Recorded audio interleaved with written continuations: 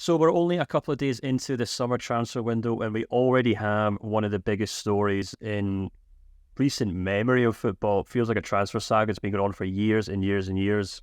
Personally, I'm delighted it's finally come to an end because I'm quite sick of it. But we can, of course, talk about it now in the real time and talk about it as a definitive rather than a transfer rumour. And that is, of course, Kylian Mbappe's move to Real Madrid. And today, we kind of wanted to just break that down, not in terms of what has happened, but what is going to happen next season. You know, Real Madrid just won the Champions League. They just beat Dortmund relatively quite comfortably in the end. And of all the people they kind of starred, it was their forward players who kind of won the game for them. And of course, that kind of leads to some really interesting questions as to how Mbappe fits into a team that is already so good and a team that already has so many outstanding forward players. So, Ewan, let's just jump straight into this. You can go to Transfermarkt. You can see Real Madrid squad for next season. There you will see a remarkable array of attacking players. You know, we're talking about Vinicius Jr, Rodrigo. Of course, they'll have Endrick joining from Palmeiras. Kylian Mbappe's now in there. Jude Bellingham, Brahim Diaz, Arda Güler, Valverde, goes on and on and on. How do you think Real Madrid will line up next season? How do you think they can kind of fit Mbappe into this team and keep all their other star players happy? I think Mbappe's going to start, that's for sure. Getting his wages and the whole protracted saga that's been on for about 3 or 4 years. I think he'll start as number 9. I think Vinicius will play off the left, and then it'll be Rodrigo on the right. Also, they'll interchange with the amount of games they've got, but I think if that was, if they were playing the Champions League final next season and everyone was fit, that would be the front three. You probably get Bellingham dropping back into a midfield role, maybe perhaps number 10. I don't know how Ancelotti will do it. Bellingham can also play as an 8. And then you'll have, next time you'll probably have Valverde, and then deeper in midfield would be Camavinga or Tucumeni, and it's an incredible team. Clubs around Europe must be looking at it and thinking, how can they do this? But the point is, people have said, do Real Madrid need Kylian Mbappe? Well, why wouldn't you want Kylian Mbappe? Especially if you look at Madrid's transfer record in recent seasons, they've not actually spent a lot of money compared to even clubs in England. I think they sit 19th for net spend over the last 5 seasons. So teams like Leeds United, Nottingham Forest, Aston Villa all have a higher net spend than Real Madrid, so they can definitely afford it. There's no such thing as a free transfer, especially when we're talking about players of this calibre. We are huge signing on fee.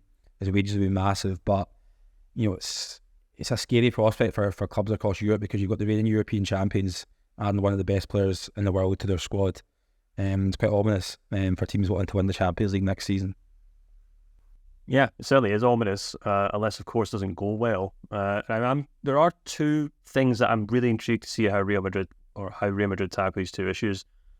Number one is that it's already a relatively top-heavy team.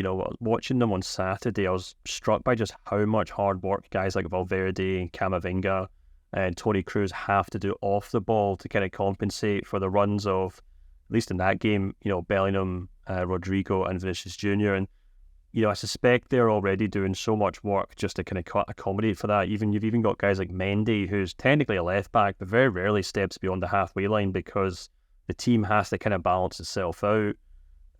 So I'm quite intrigued to see how, if you stick Mbappe in there and pull one of those defensive players out, whether that's Camavinga, Bellingham, Valverde, whoever else, how the team still tries to keep that balance. That's one thing I'm quite intrigued by.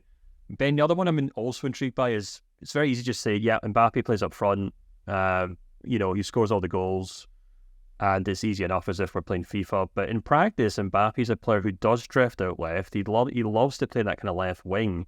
But as we saw in the final of the Champions League against Dortmund, notably, but also for the last couple of years, that's exactly where Vinicius Jr plays. And if you kind of pull up a heat map of Vinicius Jr and Mbappe, they overlay each other very easily. So how do you think Ancelotti deals with these 2 players stepping on each other's toes week in, week out? Or do you think he can? Or do you think he's going to have to make some big changes there? Yeah, I think that, there's no doubt to me Mbappe's going to be a success at Real Madrid. He's too talented. I think he's probably the best player in the world right now. But that could be the issue, like you say. Mbappe fell out with Neymar, remember, at PSG, because Mbappe decided he wanted to play on the left. You've also got, egos was essentially what brought down that Paris Saint-Germain team with Mbappe and Neymar and obviously Messi and everything that comes with that. So it could potentially be an issue. You've got a lot of big time players that, think, and probably quite rightly, they're the best in the world in their position and are going to want to be playing week in, week out, want to be the star man. But I mean, Ewan kind of alluded to, you find a way with Kylian Mbappe. He's so talented. If you get the opportunity to sign him on a free, he wants to come to your club. You do everything you can to get him in because he's so talented.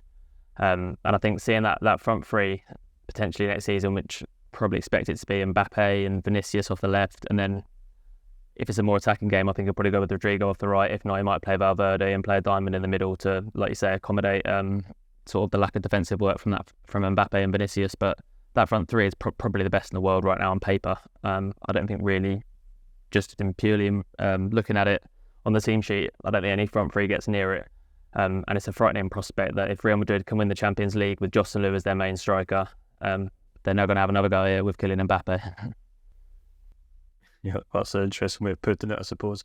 Yeah, I mean, we could definitely discuss the idea of whether, that's the most frightening front three in the world. And it seems likely to me, unless the only team I can maybe think rival is maybe Manchester City with, Haaland, Foden, and, maybe someone else in there like Doku, or yeah, exactly. Or Silva, or whoever else in there. But that aside, I'm also quite intrigued to see how Bellingham fits into this team next season because, Ben makes the joke that Joselu was the main striker, but actually it was Jude Bellingham who was the main striker last season if we look at the goal scoring charts.